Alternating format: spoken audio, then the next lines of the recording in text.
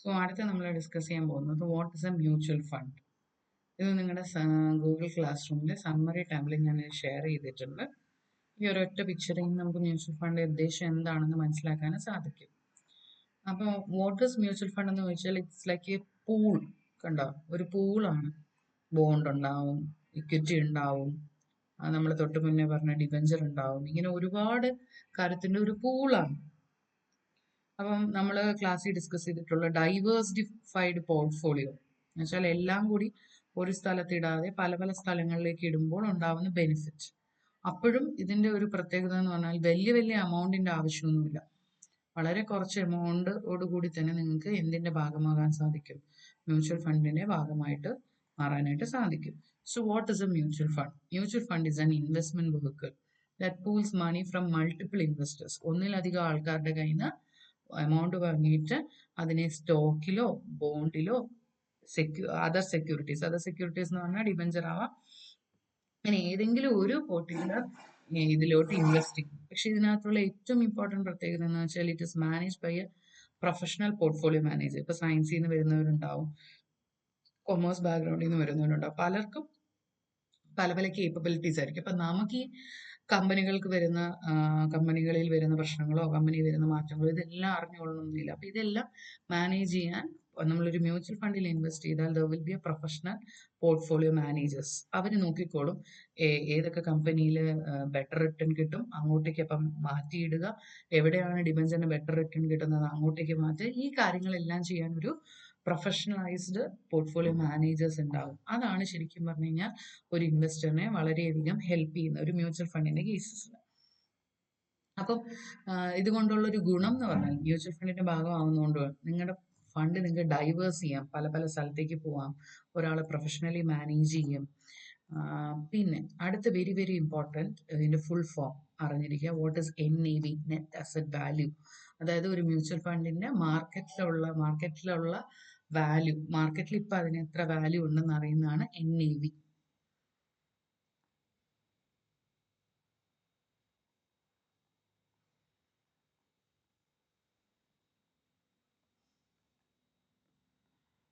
So ഒരുപാട് investors ഉണ്ടാവും, എല്ലാവരും കൂടെ ചേർന്നാണ് ഇൻവെസ്റ്റ് ചെയ്യുക. അതിനൊരു പ്രൊഫഷണൽ മാനേജേഴ്സ് ഉണ്ടാവും, പല പല സെക്യൂരിറ്റി, ബോണ്ട്, ഡിബഞ്ചർ, ഷെയർ, അങ്ങനെ പല പല സ്ഥലങ്ങളിലായിട്ട് ഡിഫറെൻറ്റ് ബാസ്ക്കറ്റ് ഓഫ് സെക്യൂരിറ്റീസ് ഉണ്ടാവും. അതുകൊണ്ട് തന്നെ ഇതിൽ നിന്ന് വരുന്ന റിട്ടേൺസ്, ഇപ്പോൾ ഷെയറിൽ നിന്ന് റിട്ടേൺ കുറഞ്ഞാൽ നിങ്ങൾക്ക് ഡിബഞ്ചറിൽ നിന്ന് കിട്ടും, ഡിബഞ്ചറിൽ നിന്ന് റിട്ടേൺ കുറഞ്ഞാൽ ഉറപ്പായിട്ടും ബോണ്ടിൽ നിന്ന് എന്തായാലും റിട്ടേൺ കിട്ടും. ഇങ്ങനെ ഡിസ്ട്രിബ്യൂട്ടഡ് റിട്ടേൺ ആയിട്ട് നിങ്ങൾക്ക് മ്യൂച്വൽ ഫണ്ടിൽ നിന്ന് കിട്ടും.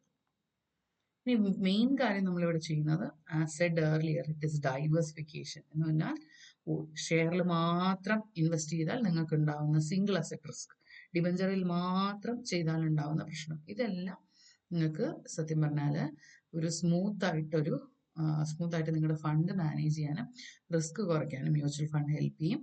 ദെൻ അനദർ അട്രാക്ഷൻ, വലിയ വലിയ എമൗണ്ടുകളൊന്നും വേണ്ട, ചെറിയ എമൗണ്ടോട് കൂടി തന്നെ നിങ്ങൾക്ക് ഇങ്ങനെ പല പല സെക്യൂരിറ്റീസിൽ ഇൻവെസ്റ്റ് ചെയ്യാനായിട്ട്. സെക്യൂരിറ്റി എന്ന് പറഞ്ഞാൽ ഷെയറോ ഡിബഞ്ചറോ ബോണ്ടിനെയോ ഒക്കെയാണ് സെക്യൂരിറ്റീസ് എന്ന് പറയുന്നത്. അപ്പൊ അതിലോട്ട് ഇൻവെസ്റ്റ് ചെയ്യാൻ നമുക്ക് ഹെൽപ്പ് ചെയ്യും. ഇനി ഞാൻ അപ്പോഴേ പറഞ്ഞ നെറ്റ് അസറ്റ് വാല്യൂ അതെന്താണ്? നിങ്ങളുടെ ഫണ്ടിന്റെ per unit value. So it reflects the current market value and it is computed at the end of each trading day. ഓരോ ദിവസത്തിന്റെ അവസാനം കാൽക്കുലേറ്റ് ചെയ്യുന്ന ഒരു വാല്യൂ ആണ് നെറ്റ് അസറ്റ് വാല്യൂ.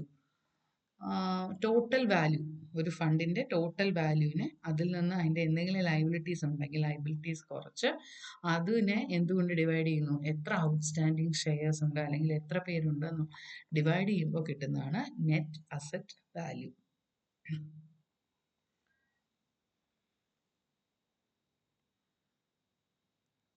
ദെൻ എങ്ങനെയാണ് ഇതിന്റെ ഓപ്പറേഷൻസ്? ഓക്കെ, ഈ ഫണ്ട് മാനേജ് ചെയ്യാനും അതിന്റെ എക്സ്പെൻസസിനും ഒക്കെ വേണ്ടിയിട്ട് total assets under management AUM, അവർക്ക് ഒരു management fees, administrative cost, operating expenses ഇതെല്ലാം കൊടുക്കേണ്ടി വരും. ഇനി പ്രൈമറി അസറ്റ്, ഇക്വിറ്റി ഫണ്ട് ആണെങ്കിൽ സ്റ്റോക്കോ ഇക്വിറ്റി ഷെയറോ ആയിരിക്കും. ഡെറ്റോ ബോണ്ടോ ആണെങ്കിൽ ഗവൺമെന്റ് ആൻഡ് കോർപ്പറേറ്റ് ബോണ്ട് ആയിരിക്കും.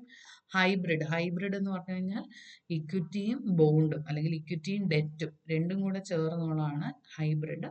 അപ്പൊ അവിടെ രണ്ടും ഉണ്ടാവും. മണി മാർക്കറ്റ് ഫണ്ട് എന്ന് പറഞ്ഞു കഴിഞ്ഞാൽ പെട്ടെന്ന് നമുക്ക് ലിക്വിഡിറ്റി എൻഷുർ ചെയ്യുന്നതാണ്.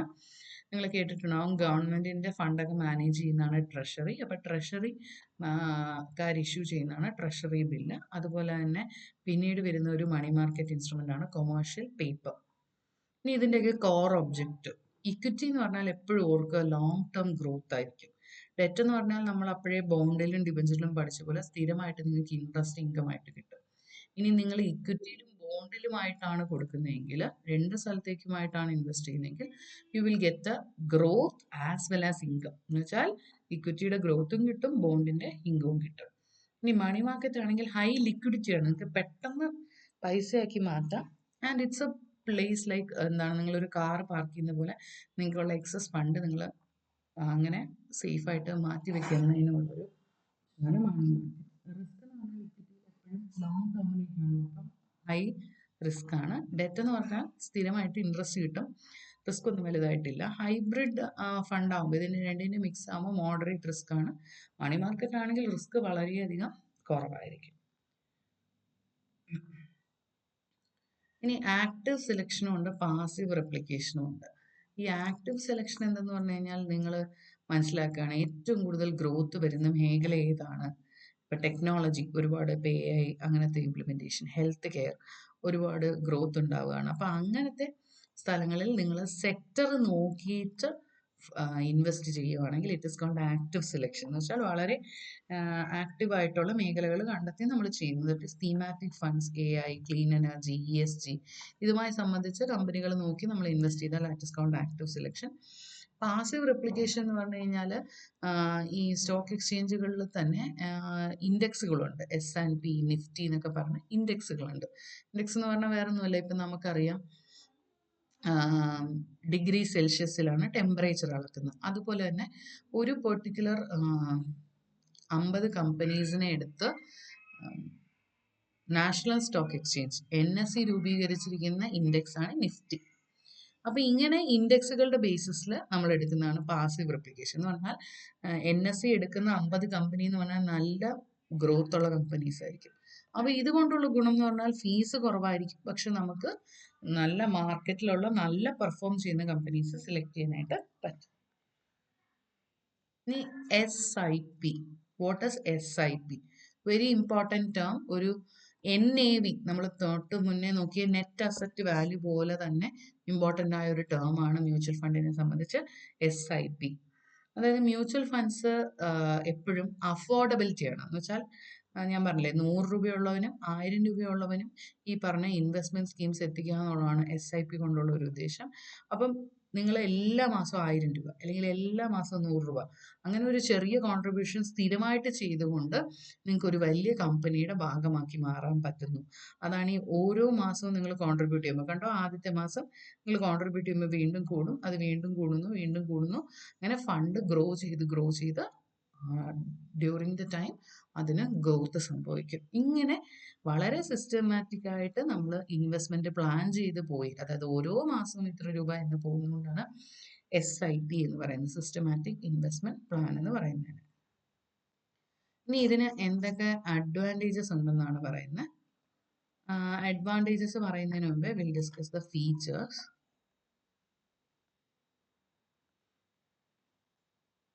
ഒന്ന് ഓൾറെഡി പറഞ്ഞു, ഡൈവേഴ്സിഫിക്കേഷൻ. നമ്മൾ ഒരു സ്ഥലത്തല്ല, പല പല സെക്ടറിലും ഇൻഡസ്ട്രിയിലും പല സ്ഥലങ്ങളിലും ജോഗ്രഫിക്കൽ റീജിയനിലും ഇവിടെ ഇരുന്നുകൊണ്ട് ഡൽഹിയിലോ ഉത്തർപ്രദേശിലൊക്കെയുള്ള കമ്പനികളിൽ നിങ്ങൾക്ക് ഇൻവെസ്റ്റ് ചെയ്യാം, അതിൻ്റെ ഓണർഷിപ്പിൻ്റെ ഭാഗമാകാം. ഇങ്ങനെയൊക്കെയുള്ള നമുക്ക് നമ്മുടെ ഫണ്ട് നമുക്ക് പല പല സ്ഥലത്തേക്ക് ഡൈവേഴ്സിഫൈ ചെയ്ത് കൊണ്ടുപോകാം. ആസ് സെഡ്, നിങ്ങൾക്കിപ്പം സയൻസ് ബാക്ക്ഗ്രൗണ്ടിൽ നിന്ന് വരുന്ന ഒരാളാണ്, നിങ്ങൾക്ക് ഒന്നും അറിഞ്ഞൂടാ കമ്പനി എന്താണ്, ഇൻഡസ്ട്രിയിൽ എന്താ സംഭവിക്കുന്നത്, അതിനനുസരിച്ച് എങ്ങനെ പോർട്ട്ഫോളിയോ മാനേജ് ചെയ്ത് ഒന്നും അറിഞ്ഞൂടാത്ത ഒരാൾക്കും പ്രൊഫഷണൽ മാനേജേഴ്സിന് സപ്പോർട്ട് കിട്ടും.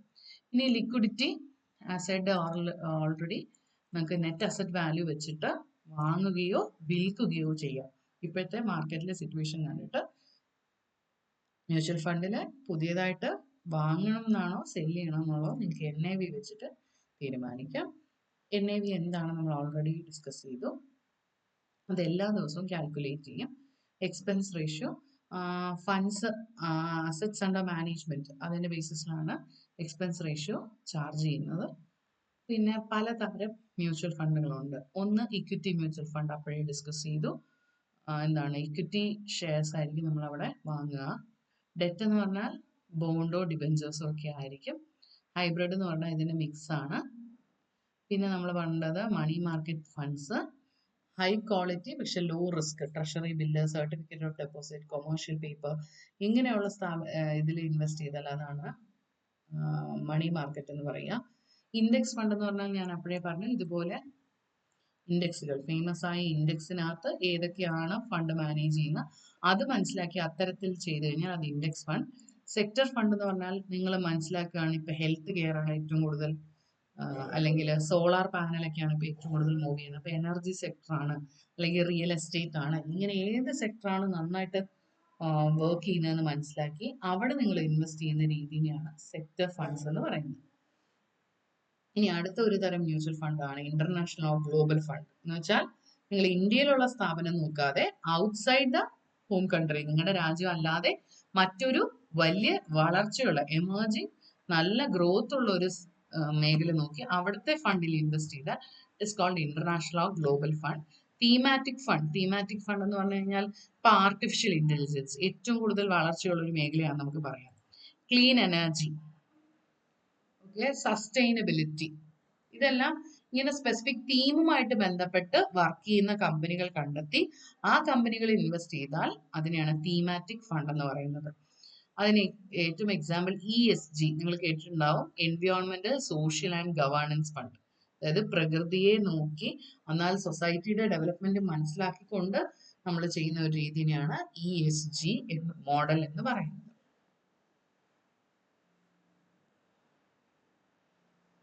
ഇനി വാട്ട് ആർ ദി അഡ്വാൻറ്റേജസ്? ഒന്നാമത്തെ അഡ്വാൻറ്റേജസ് എന്ന് പറഞ്ഞു കഴിഞ്ഞാൽ നമുക്ക് വലിയ വലിയ ലോസസ് ഉണ്ടാവാനുള്ള റിസ്ക് കുറയും, ഡൈവേഴ്സിഫിക്കേഷൻ ആണ്. പിന്നെ ഓൾറെഡി പറഞ്ഞ പോലെ വളരെ എക്സ്പേർട്ടായിട്ട് ഒരുപാട് കാലങ്ങളായിട്ട് റിസർച്ച് നടക്കുന്ന ആൾക്കാരുടെ സേവനം നമുക്ക് കിട്ടും. Liquidity, high liquidity and access. Then അതുപോലെ തന്നെ അഫോർഡബിലിറ്റി, ചെറിയൊരു എമൗണ്ട് SIP പോലുള്ള ചെറിയ എമൗണ്ട് ഇൻവെസ്റ്റ് ചെയ്തുകൊണ്ട് ട്രാൻസ്പെറൻ്റ് ആയിട്ട് നമുക്ക് ഇതിന്റെ ടൈം ആൻഡ് എഫേർട്ട് നമുക്ക് സേവ് ചെയ്യാനായിട്ട് പറ്റും.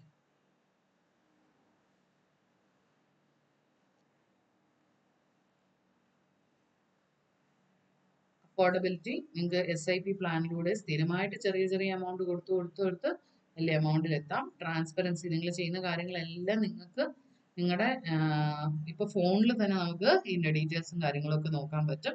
ഇന്ന് വൈകിട്ട് എത്ര NAV ഉണ്ട്, ഇനി എങ്ങോട്ടേക്കൊക്കെ മാറി ഇൻവെസ്റ്റ് ചെയ്യണം, ഈ കാര്യങ്ങളെല്ലാം നമുക്കിപ്പോൾ ഫോണിൽ കൂടെ ചെയ്യുന്ന സംവിധാനം വരെ വന്നിട്ടുണ്ട്. പല ക്ലാസ്സിൽ, അതാണ് മെയിൻ കാര്യം. ചെറിയൊരു എമൗണ്ട് വെച്ചുകൊണ്ട് നിങ്ങൾക്ക് സ്റ്റോക്ക്, ബോണ്ട്, റിയൽ എസ്റ്റേറ്റ് ഏത് മേഖലയിൽ വേണമെങ്കിലും നമുക്ക് ഇൻവെസ്റ്റ് ചെയ്യാനായിട്ട് പറ്റും. ടാക്സ് അഡ്വാൻറ്റേജ് കിട്ടും. അതായത് ഇക്വിറ്റി ലിങ്ക്ഡ് സേവിങ് സ്കീം എന്ന് പറയുന്നത്, അതായത് ഇക്വിറ്റി മ്യൂച്വൽ ഫണ്ട്സ് നമ്മൾ പഠിച്ച മ്യൂച്വൽ ഫണ്ടിലെ ഒരു ടൈപ്പാണ്. അതിലാണ് നമ്മൾ ഓഫർ ചെയ്യുന്നത്. പ്രത്യേകിച്ച് ഇന്ത്യയിലെ ഇക്വിറ്റി ലിങ്ക്ഡ് ആണെങ്കിൽ ഇൻവെസ്റ്റർക്ക് ടാക്സ് സേവിങ്സ് കിട്ടും. ഇനി ഇതിന്റെ ഡിസഡ്വാൻറ്റേജസ്, ഇത് മാനേജ് ചെയ്യാനുള്ള ഫീസ്, കാരണം നമുക്ക് വെറുതെ പ്രൊഫഷണൽ മാനേജ്മെന്റും കാര്യങ്ങളൊന്നും തരില്ല, അതിനനുസരിച്ചുള്ള ഫീസ് അവർ ഈടാക്കും. കാരണം നമ്മൾ ഇരുന്ന് മെനക്കെടുന്നതിന് പകരമാണ് നമുക്ക് ഏറ്റവും ബെറ്റർ റിട്ടേൺ കിട്ടുന്നത് ഏത് കമ്പനിയിലോട്ടാക്കിയാലാണ് നല്ലത്, ഇപ്പോൾ ഉള്ളതിൽ എന്തൊക്കെ മാറ്റം വരുത്തണം, ഇങ്ങനത്തെ കാര്യങ്ങളെല്ലാം തീരുമാനിക്കാൻ അത് വളരെയധികം ഹെൽപ്പ് ചെയ്യും.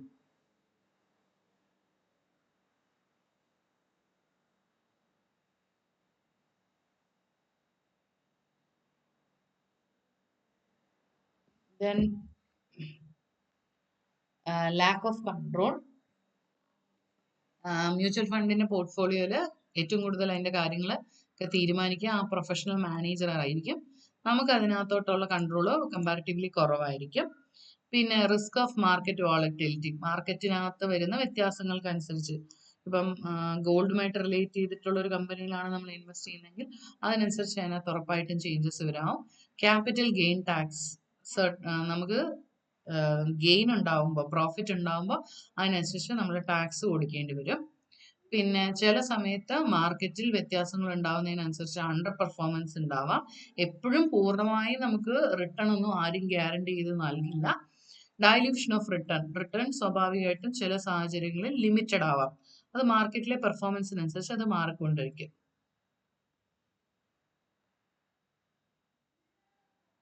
സോ ഒരു മ്യൂച്വൽ ഫണ്ട് എന്താണെന്ന് ചോദിച്ചാൽ ഇറ്റ്സ് ഒരു സിംഗുലർ പ്രൊഡക്റ്റ് അല്ല, പല പല കാര്യങ്ങൾ കമ്പയർ ചെയ്ത് വരുന്നത്. എന്ന് വെച്ചാൽ ഒരു പൂൾഡ് ആണെന്ന് നമ്മൾ പറഞ്ഞു, ഡൈവേഴ്സിഫിക്കേഷനും അഫോർഡബിലിറ്റി, ചെറിയ എമൗണ്ട് കൊടുത്ത് തന്നെ നമുക്ക് ഇതിന്റെ ഭാഗമാകാം, equity, debt, index, theme fund, അങ്ങനെ പല പലതിന്റെ ഭാഗമാകാം. NAV വാല്യൂഷൻ ഉണ്ട്, ഇത് മാനേജ് ചെയ്യുന്ന പ്രൊഫഷണൽ ആണ്. അപ്പം ഒരു സിംഗിള് അല്ലെങ്കിൽ ഒരു സിംഗിൾ പ്രൊഡക്റ്റ് ആണെന്ന് പറയാൻ പറ്റില്ല, it's A combination. Okay, thank you.